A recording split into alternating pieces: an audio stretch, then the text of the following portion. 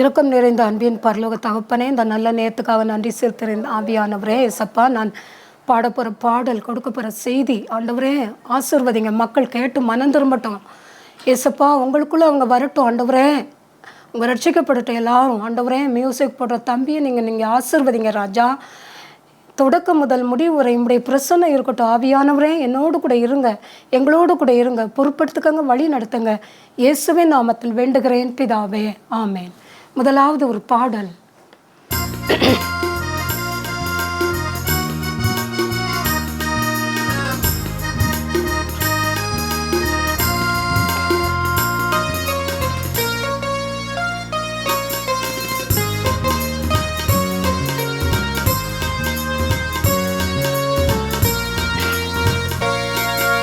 நிலையில்லா உலகு, நிஜமில்லா உறவு, நிலையானதொன்றும் எங்கில்லை. நேற்றும் இன்றும் என்றும் மாறாத தெய்வம், நீ மட்டும் போதும் எப்போதும். நீ மட்டும் போதும், நீ மட்டும் போதும், நீ மட்டும் போதும் எப்போதும். நீ மட்டும் போதும், நீ மட்டும் போதும், நீ மட்டும் போதும் எப்போதும். நிலையில்லா உலகு, நிஜமில்லா உறவு, நிலையானதொன்றும் எங்கில்லை. நேற்றும் இன்றும் என்றும் மாறாத தெய்வம், நீ மட்டும் போதும் எப்போதும்.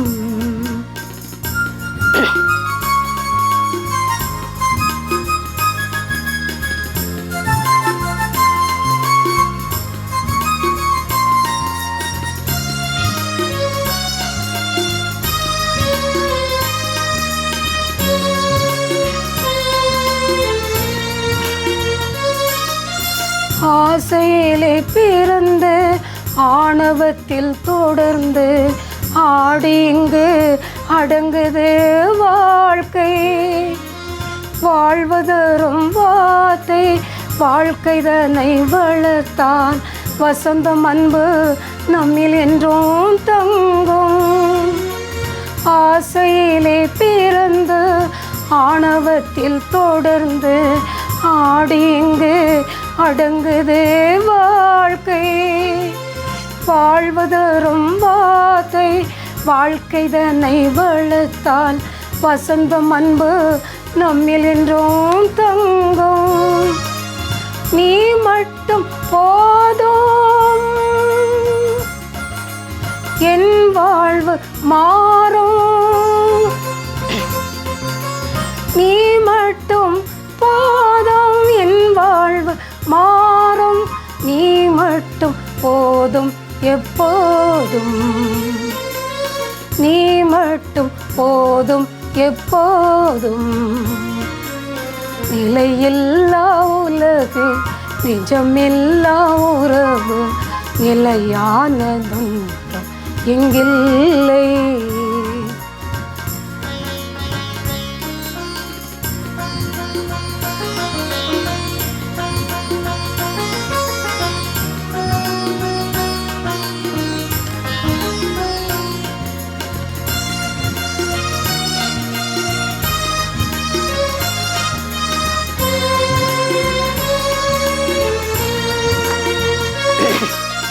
பொய்மையிலே விழுந்து போலியாக நடந்து பொழுதிங்கு போகுது கழிந்து. உண்மைதனை உழைந்து உறுதியுடன் எழுந்தால் ஊதியங்கள் தேவையில்லை நமக்கு. பொய்மையிலே விழுந்து போலியாக நடந்து பொழுதிங்கு போகுது கழிந்து.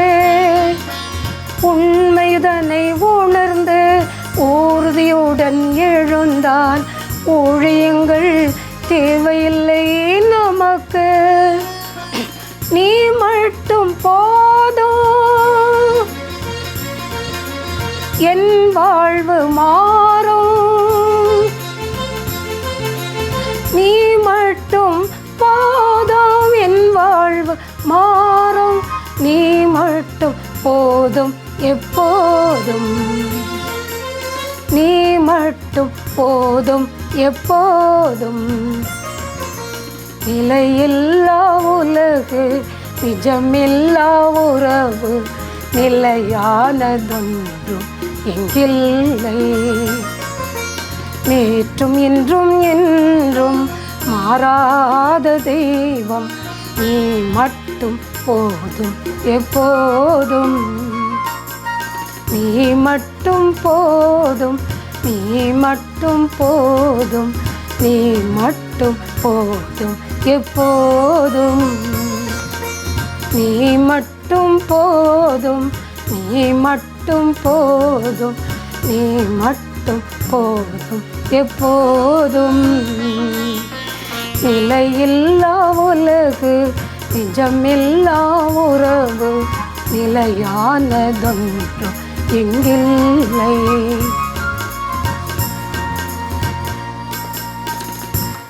ஆண்டவராகிய இயேசு கிறிஸ்துவின் நாமத்தினால இந்த தொலைக்காட்சி பார்த்து கொண்டிருக்கிற உங்கள் எல்லாருக்கும் என்னுடைய பணிவான வணக்கத்தை நான் தெரிவிச்சுக்கிறேன். இன்றைக்கு நான் உங்களுக்கு கொடுக்க போகிற தலைப்பு என்ன அப்படின்னா, கணக்கு. அதாவது ஐயா கணக்கு, அதாவது எதுவுமே நம்ம உலகத்தில் வாழ்க்கையில் கணக்கு பார்க்காம ஒரு காரியம் நடக்காது. ஆனால் 2 விஷயத்தில் நம்ம கணக்கு பார்க்கக்கூடாது. ஒன்று நம்ம பெற்றவங்களுக்கு கணக்கு பார்க்கக்கூடாது, பெற்றோர்களுக்கு.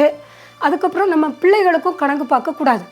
அது கண்டிப்பாக நம்ம கர்த்தருக்குள்ளே செய்ய வேண்டிய ஒரு செய்யணும் கண்டிப்பாக. அதை குறித்து கணக்கு பார்க்கக்கூடாது. ஆனால் நமக்கு எவ்வளோ வரவு வருது, நமக்கு எவ்வளோ செலவழிது, மாதம் எவ்வளோ நம்ம சம்பளம் வாங்குகிறோம், என்னென்ன தேவையெல்லாம் இருக்குது, ஒரு நாளைக்கு எவ்வளோ செலவழிது அப்படின்னு நீங்கள் டைரியில் எழுதி கணக்கு பார்ப்பீங்க. அது நல்லது. எழுதி வச்சுக்கிட்டிங்கன்னா அது உங்களுக்கு நல்லது. ஒன்று சொல்லுவாங்க, எழுதா கணக்கு அழுதாலும் தீராதும்பாங்க.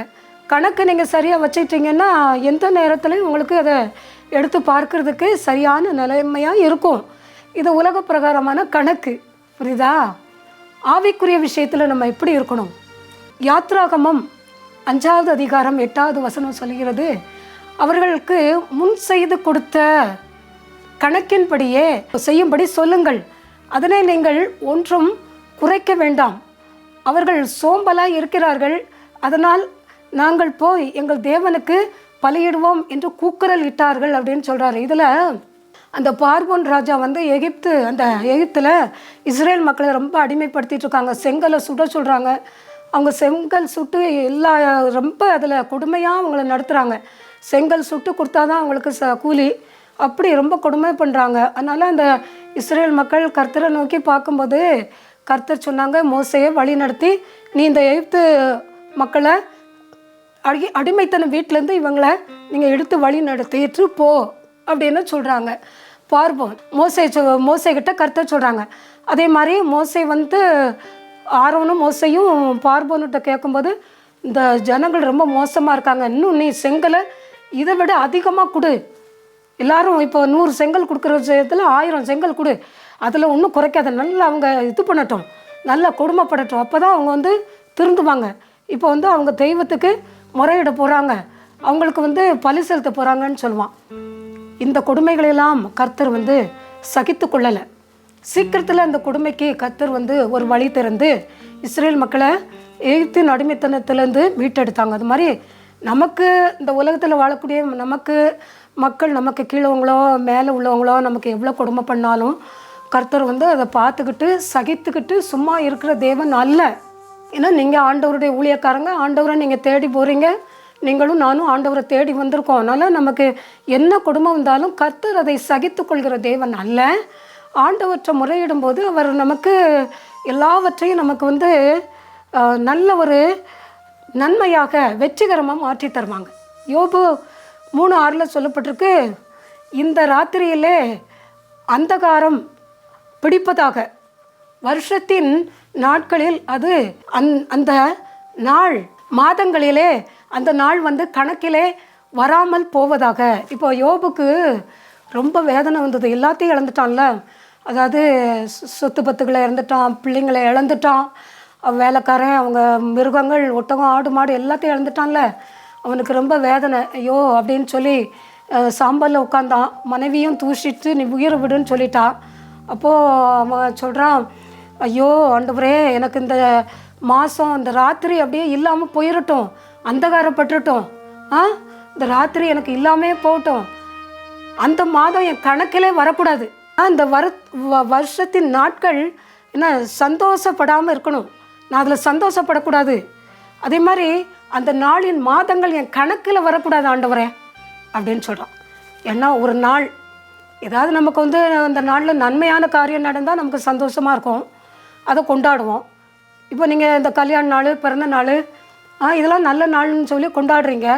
என்ன மற்றபடி எல்லா நாட்களையும் கொண்டாடிக்கிட்டா இருக்கீங்க. உங்களுக்கு ரொம்ப ஒரு ஆபத்து வந்த நாள், பெரிய விபத்து ஏற்படுத்த நாள், அந்த நாளெல்லாம் உங்கள் கணக்கில் சேர்க்க மாட்டீங்கல்ல. அதெல்லாம் ஐயோ அந்த நாளை மறக்கணும்னு தானே நினைப்பீங்க. அது மாதிரி தான் யோபு சொல்கிறான், அந்த நாள் வந்து என் கணக்கில் வரக்கூடாது. நான் வந்து ரொம்ப துன்பத்தை அனுபவித்த நாள், இந்த நாள் இது என் கணக்கிலே வர வேண்டாம் ஆண்டவரே. என் சஞ்சலம், என் வேதனையாக இருக்குது, என் சகிக்க முடியாத சஞ்சலமாக இருக்குது, வேண்டாம் ஆண்டவரேன்னு சொல்லி யோபு முறையிடுறான். ஏன்னா நாமளும் அப்படி தான் சில நேரத்தில் முறையிடுறோம். ஆனால் எல்லாவற்றையும் கர்த்தர் நமக்கு காண்கிற தேவனாக இருக்காங்க. சங்கீதம் 56:8 சொல்லப்பட்டிருக்கு.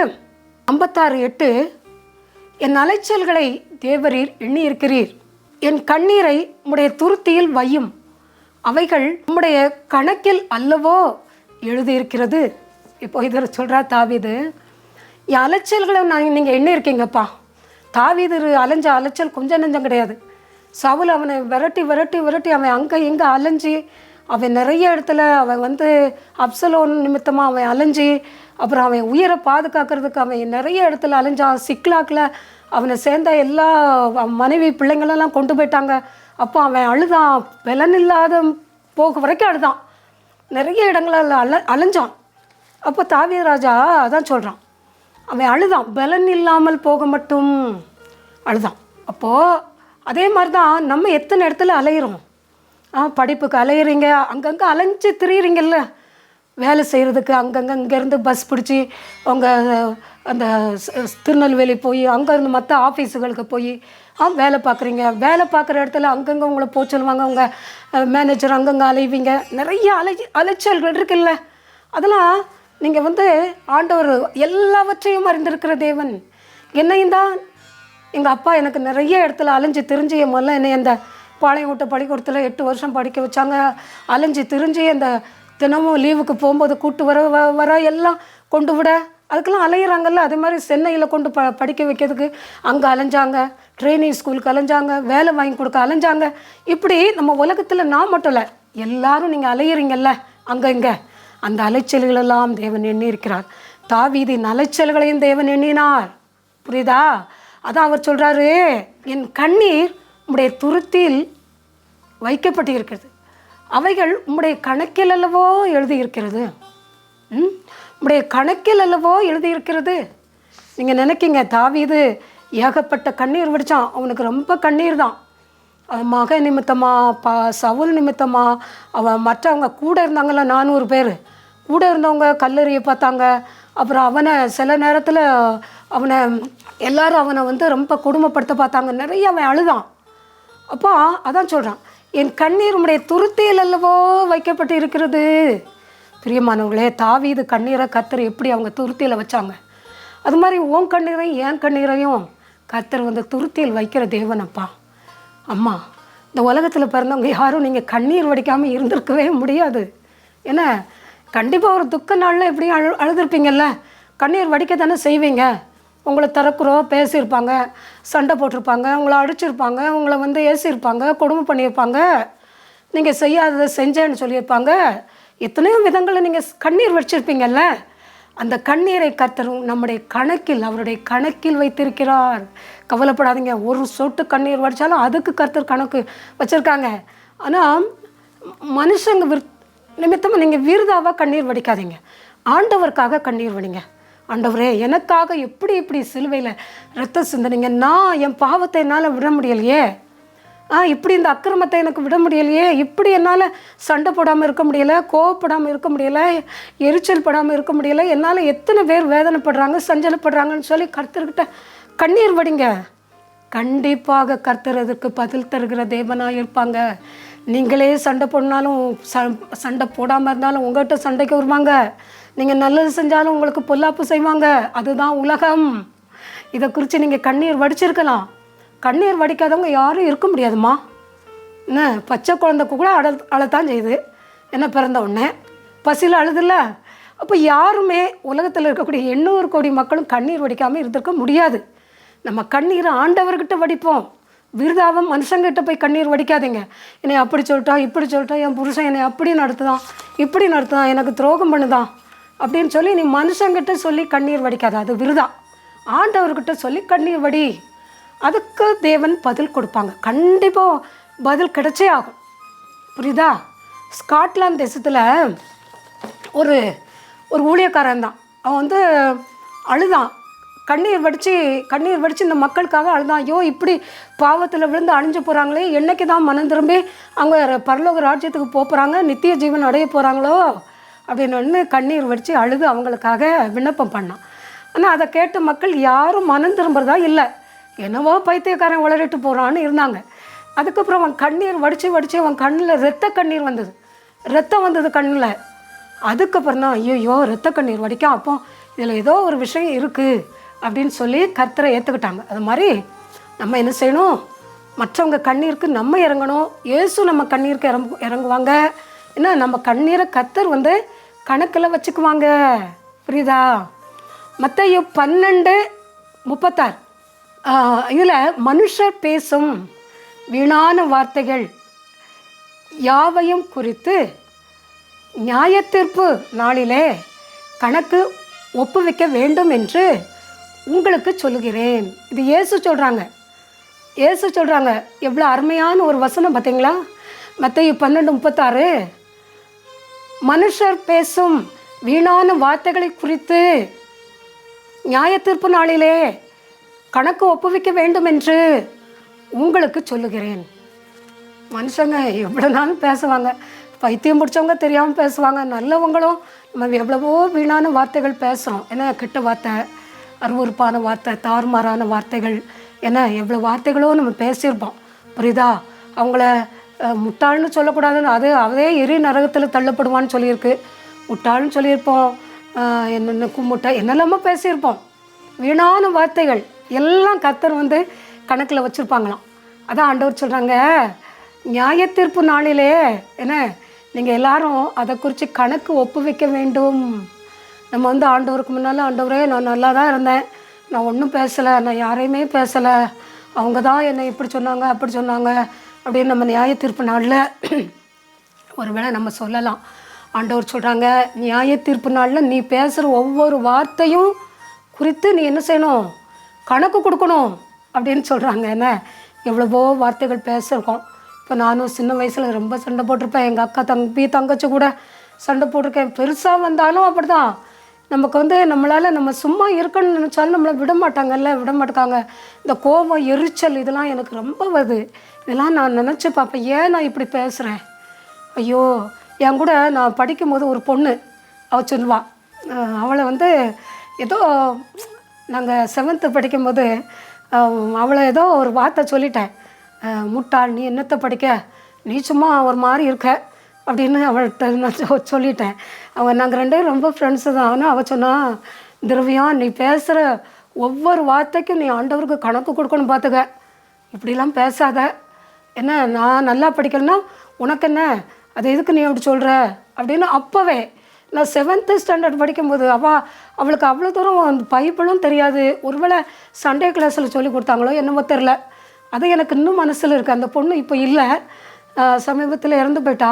ஆனால் எனக்கு அந்த வார்த்தை எனக்கு அப்படியே மனசில் இருக்குது. அது மாதிரி வசனத்தை அதுக்கப்புறம் தான் நான் பார்த்தேன். இப்போ கொஞ்சம் நான் பெருசாக வந்து பைபிள் வாசிக்க ஆரம்பிக்கும் போது அது மாதிரி நம்ம பேசுகிற ஒவ்வொரு வார்த்தைகளுக்கும் கணக்கு கொடுக்கணும். ஐயா, ஏதோ நம்ம வந்து சிலர் சொல்லுவாங்க, நீ வார்த்தை பேசுகிற, போட்ட வார்த்தையே அள்ள முடியாது அப்படின்னு பேசாத, யாரையும் மதிப்பு கொடு, மரியாதை கொடு அப்படின்னு சொல்லுவாங்க. நான் தெரியாதவங்க, முன்ன பின்ன தெரியாதவங்கள நீ நான் சில நேரம் பேசிடுவேன். அவங்க சொல்லுவாங்க மதிப்பு கொடுக்கணும், எல்லாரையும் மரியாதையோடு பேசணும் அப்படின்னு சொல்லுவாங்க.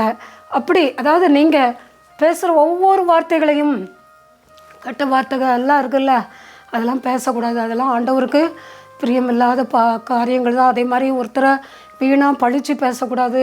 இப்போ விதவைகள் இருந்தாங்கன்னா அவங்கள ஒரு மாதிரி பேசக்கூடாது, இழிவாக நடத்தக்கூடாது. நீங்கள் அதெல்லாம் ஆண்டவர்கிட்ட எல்லாம் கணக்கு கொடுக்கணும். புருஷன் இல்லைன்னா அவங்கள ரொம்ப தாறுமாறாக நடத்தக்கூடாது.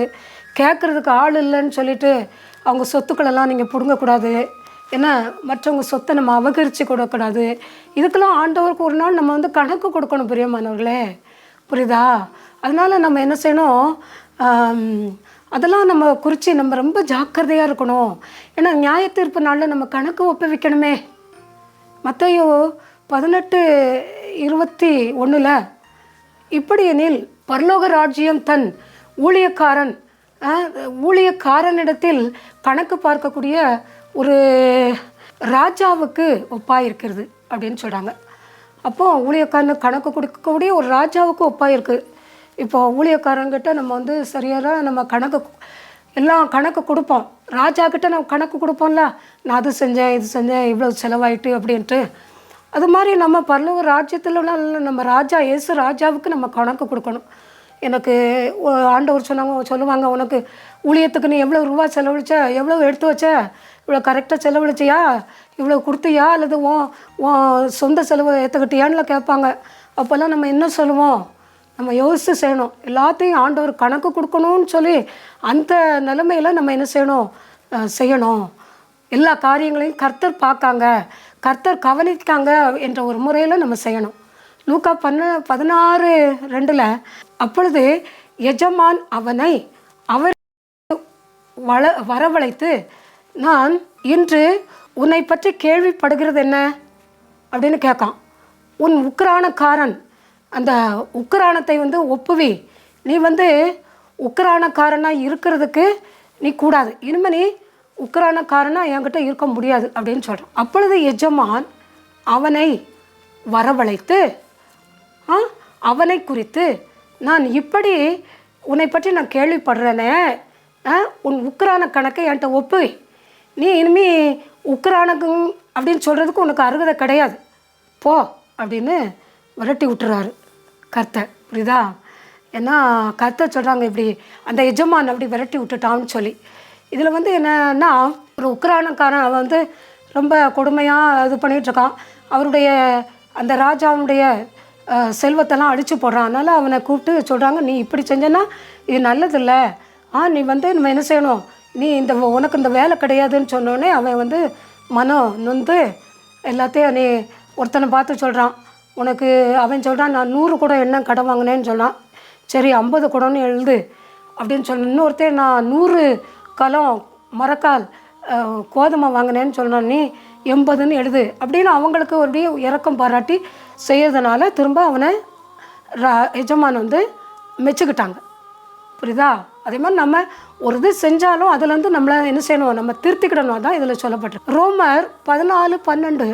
ரோமர் 14:12 ஆதலால் நம்மில் ஒவ்வொருவரும் நம்மை குறித்து தேவனுக்கு கணக்கு ஒப்புவிக்க வேண்டும்.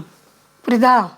இதில் என்ன சொல்லப்பட்டிருக்குன்னா, நம்ம ஒவ்வொருவரும் நம்மை குறித்து கணக்கு ஒப்பிக்கணும். இதில் பவுல் சொல்கிறார், ஒவ்வொருவரும் நம்மை குறித்து. அப்போ நம்ம என்ன செஞ்சோம், ஊழியத்தை ஒழுங்காக செஞ்சோமா? இப்போ நமக்கு ஊழியம் செய்கிறோன்னு நம்ம ஏற்றுக்கிட்டோம், ஒழுங்காக அதை செய்கிறோமா? மாதம் செய்கிறோமா? அல்லது மற்றவங்களை ஒழுங்காக வழி நடத்துகிறோமா? ரட்சிப்புக்களை வழி நடத்துகிறோமா? இல்லை நம்ம மனம் போல வாழ்கிறோமா? இன்னும் பாவத்தில் விழுந்து நம்ம அழிஞ்சு போகிறோமா? புரியுதா? அல்லது எப்படி என்ன சூழ்நிலையில் நம்ம இருக்கோம், மற்றவங்களை எப்படி நம்ம நடத்துகிறோம், அடிமையாக நடத்துகிறோமா? நம்ம பிள்ளைங்களுக்கு நல்ல சாப்பாடு கொடுக்குறோமா? நம்மளை நம்பி வந்தவளை கைவிடாமல் இருக்கிறோமா? இப்போ வந்து ஆலயத்தில் இது வாக்கு கொடுக்காங்கல்ல, நான் உன்னை அப்படி வைப்பேன் இப்படி வைப்பேன், உன்னை கண்கலங்காமல் வைப்பேன்னு சொல்லி. ஆனால் கல்யாணம் பண்ண 4 நாளில் அவள் டைவர்ஸ் பண்ணி போயிடுறான். இப்படி நடக்க நிறைய இடங்கள்ல. அதான் நீங்கள் செய்கிற ஒவ்வொரு செயலை குறித்தும் நீங்கள் கணக்கு ஒப்புவிக்கணும்னு பவுல் சொல்கிறார். என்ன செய்கிறீங்க, எப்படி இருக்கீங்க, எல்லாவற்றையும் குறித்து நம்ம கணக்கு கொடுக்கணுமா. அப்படியா? அதாவது நம்ம நாளை நீங்கள் எப்படி கழிச்ச, உனக்கு 80 வருஷம் கொடுத்தனே, அந்த 80 வருஷத்தை நீ எப்படி கழிச்ச. இந்த சினிமா நடிகர்கள், பாடகர்கள் அவங்களெல்லாம் பாருங்கள். ஒரு பாடகர், பெரிய பாடகர், அவருக்கு 92 வயசு. ஆனால் 92 வருஷமே அந்த சினிமா பாட்டை பாடியே அவர் மறித்து போயிட்டார். ஆனால் தெரியுதா, இந்த சினிமா வாழ்க்கையே அவர் நியாய தீர்ப்பு நாளில் என்னத்தை சொல்லுவார். ஆனால் உலகம் அவளை பாராட்டுச்சு. கோடிக்கணக்கான மக்கள் அவருடைய பாட்டை விரும்பினாங்க. மக்கள் அந்த கர்த்தர் விரும்புவாங்களா பிசாசு பாட்டை? அவர் எப்படி போய் கணக்கு கொடுப்பாரு? இப்படி தான், உனக்கு இத்தனை வருஷம் கொடுத்தனே, நீ என்ன செஞ்ச? உனக்கு 90 வருஷம் கொடுத்தேன், 70 வருஷம், 80 வருஷம் கொடுத்தேன், 50 வருஷம் கொடுத்தேன், நீ என்ன செஞ்ச இந்த நாளில்?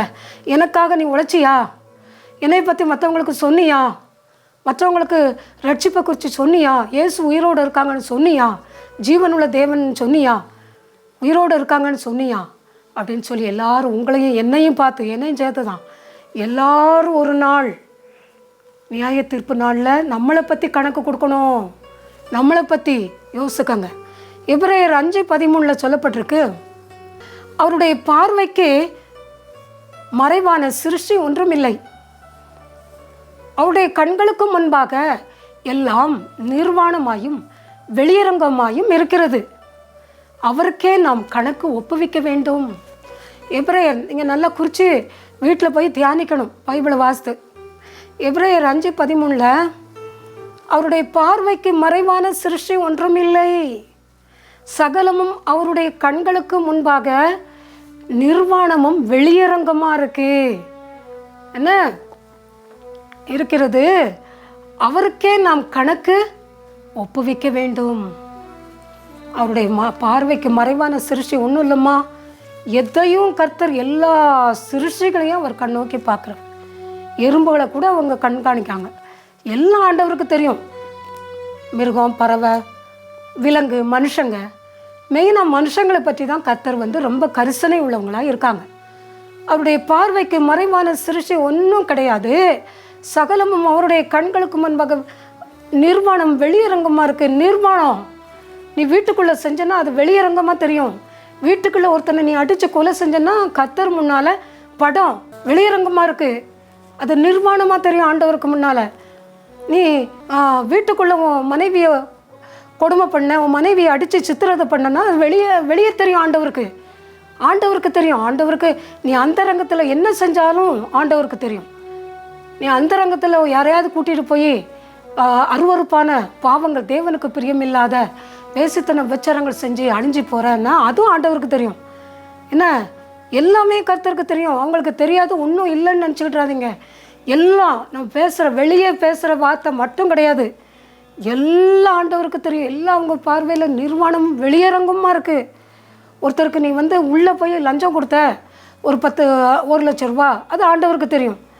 நீ ஊழியர்களுக்கு விரோதமாக நீ ஏதாவது செய்கிற, ஒரு கொடுமை பண்ணுற, ஒரு தாறுமாறான காரியங்கள் செய்கிறேன்னா அதுவும் ஆண்டவருக்கு தெரியும்.